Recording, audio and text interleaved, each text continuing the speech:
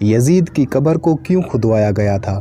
آج کے اس ویڈیو میں میں آپ کو اس واقعے کی مکمل تفصیل بتاؤں گا جب یزید کی قبر کو کھدوایا گیا۔ آخر اس واقعے کی وجہ کیا تھی؟ کس نے اور کیوں یزید کی قبر کو کھولا؟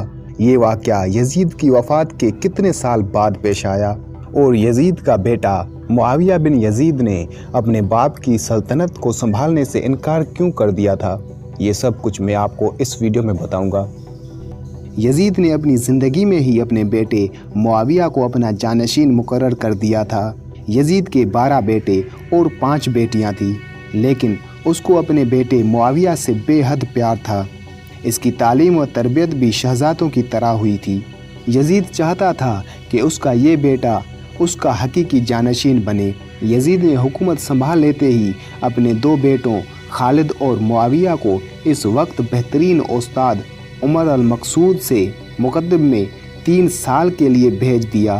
جانتے تھے کہ یزید کا جانشین معاویہ ہے، اس لیے انہوں نے اس کی تربیت پر خوب محنت کی۔ سنت میں جب واقعہ کربلا پیش آیا تو شیخ المقصود کو بہت تکلیف پہنچی، کیونکہ آپ کا دل محبت اہل بیت میں سے تڑپتا تھا۔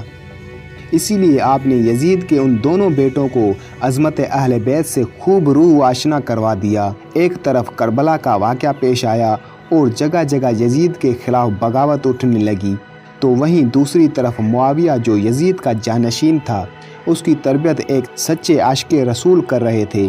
واقعہ کربلا کی تیسرے سال 683 عیسوی میں یزید عبرتناک موت سے دوچار ہوا تو معاویہ ابن یزید بھی تخت نشین ہو گیا۔ جیسے ہی معاویہ ابن یزید تخت نشین ہوا تو استاد محترم کی محنت رنگ لانے لگی۔ اس نے آتے ہی ساتھ ہی واقعہ کربلا کی تحقیقات کی اور محض 40ویں دن لوگوں کو اپنی طرف سے آزاد کر دیا۔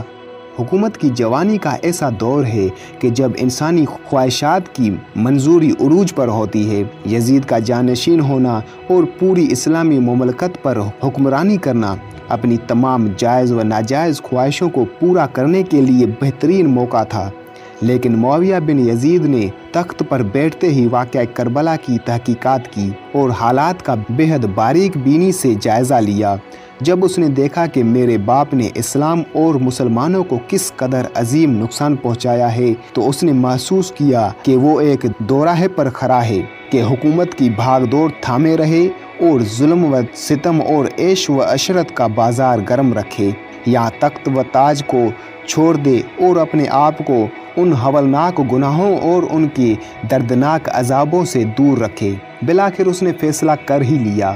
اس کا فیصلہ ان کی تعلیمات اور ایمان کے طفیل ہی ممکن ہوا جو اس کے رگ و پے میں شامل ہو چکا تھا۔ اس کے ساتھ حکومت کے عہدیداروں اور عوام کو مسجد میں جمع کیا اور خود منبر پر جا بیٹھا۔ اس نے اپنی تقریر میں سب سے پہلے خدا کی حمد اور اس کے بعد رسول اللہ صلی اللہ علیہ وآلہ وسلم پر درود بھیجا، اور وہ یوں کہنے لگا: میرے باپ یزید کو جب حکومت ملی تو وہ اپنے اعمال اور بد کرداری کی وجہ سے ہرگز اس کا حل نہیں تھا، لیکن وہ بھی اس پر قابض رہا اور اس کا نفس اس سے بدترین کاموں کی ترغیب دیتا رہا۔ ہاں، وہ اپنے برے کاموں پر بھی فخر کرتا تھا اور اس نے خدا کی بتائی ہوئی حدود سے تجاوز کیا۔ رسول اللہ صلی اللہ علیہ وآلہ وسلم کی اولاد پر اس نے بدترین مظالم ڈھائے، لیکن اس کی حکومت کی مدت بہت ہی تھوڑی تھی اور بہت جلد اس کی شرمناک زندگی کا خاتمہ ہو گیا، اور آج وہ اپنے اعمال کے حساب کتابوں میں الجھا ہوا ہوگا۔ جب معاویہ بن یزید کی بات یہاں تک پہنچی تو اس کا گلا رک گیا۔ کافی دیر تک وہ بلند آواز میں روتا رہا اور اس کے بعد وہ دوبارہ لوگوں سے ہم کلام ہوا اور اس نے کہا: اے لوگو، میں تمہارے گناہوں کا بوجھ اپنے کندھوں پر نہیں اٹھا سکتا اور نہ ہی تمہاری دوستی کا توق اپنے گلے میں ڈال لوں گا۔ میری خواہش تو یہ ہے کہ حکومت شہزادہ حسین علیہ السلام امام حضرت زین العابدین کے حوالے کر دی جائے، یا اب تم خود جو بہترین سمجھو کرو، یا وہ حکومت کرے جس کا تم انتخاب کرو۔ میں اپنی بات سے تم لوگوں پر سے ہاتھ اٹھاتا ہوں۔ پھر معاویہ بن یزید مر گیا، اس کی ماں اور دیگر عزیز و اقربا آئے۔ اس کے بعد بنو امیہ نے اموی شہزادے मरवान बिन हकम के हाथ पर बैयत कर ली और उसे तख्त पर बिठा दिया। मरवान ने अपना दारुल हुकूमत मुस्तकिल तौर पर दमिश्क मुंतकिल कर दिया। मरवान बिन हकम पर मैंने एक मुकम्मल वीडियो बनाया है। अगर आप मरवान बिन हकम के बारे में तफसील से जानना चाहते हैं तो इस वीडियो को ज़रूर देखें, जिसका लिंक मैंने डिस्क्रिप्शन बॉक्स में दे दिया है।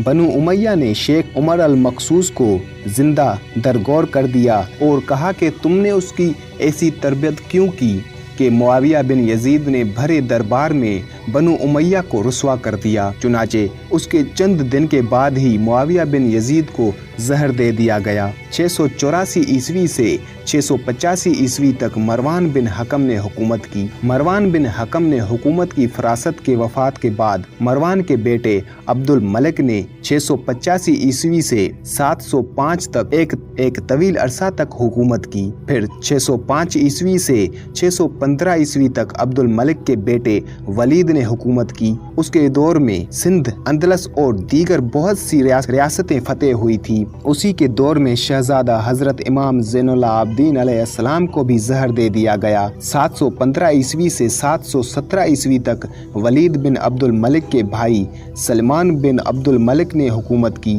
और 770 ईस्वी में उमर बिन अब्दुल अजीज मौजज़ाना तौर पर तख्त नशीन हुए, लेकिन उनको भी जहर दे दिया गया। 720 ईस्वी से 724 ईस्वी तक वलीद बिन अब्दुल मलिक और सलमान बिन अब्दुल मलिक के भाई यजीद बिन अब्दुल मलिक ने हुकूमत की बागडोर संभाली। उसके बाद हशाम बिन अब्दुल मलिक, वलीद बिन अब्दुल अजीज, हशाम बिन अब्दुल मलिक, वलीद बिन यजीद बिन वलीद, इब्राहिम बिन वलीद, मोहम्मद बिन तरतीब हुकूमत की और 550 ईस्वी में बनु उमैया की हुकूमत का तख्ता बनु अब्बास ने उलट दिया। बनु उमैया का आखिरी हुक्मरान मरवान सानी इंतहाई सुस्त और डरपोक हुक्मरान था, जिसने अबू मुस्लिम खरासानी के हाथों शिकस्त खाई और यूं बनु अब्बास की हुक्मरानी शुरू हुई। तारीख के किताबों में दर्ज है कि अबू मुस्लिम खरासानी ने बनु अब्बास के अबू जाफर अल मंसूर और उनके भाई को हुक्मरानी सौंप दी। इस तरह बनु अब्बास के पहले हुक्मरान ने आते ही बनु उमैया का नाम और निशान मिटाने की कसम खाई, बहुत से लोगों को कत्ल कर दिया और करबला के वाक़े में मुलविस तमाम किरदारों की कब्रें तक खोदी गई।